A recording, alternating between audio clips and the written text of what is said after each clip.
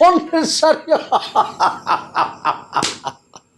জীবনের এই প্রথম শুনলাম স্বর্ণের আবার শাড়ি হয়। শুনো নাই, তার মানে কেউ যদি কোনোদিন স্বর্ণের শাড়ি বানায় না থাকে, এটার মানে তো এটা না যে আমি কখনো বানাইতে পারবো না।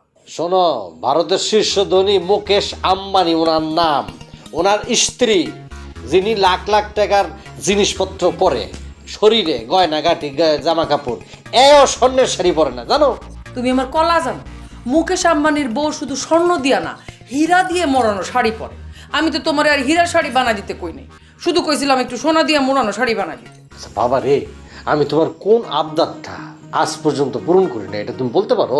মানছি তুমি আমার সব আবদার পূরণ করছো, তাহলে এখন এই সোনা শাড়িটা নিয়ে এরকম করতেছো কেন? আচ্ছা ধরো, তুমি যদি স্বর্ণের শাড়ি বানাও, এটা যদি জানতে পারে, তো পুলিশ আইসা আমাদের ধরে নিয়ে যাবো না? অবাস্তব জিনিস কেলেই কল্পনা করো তুমি।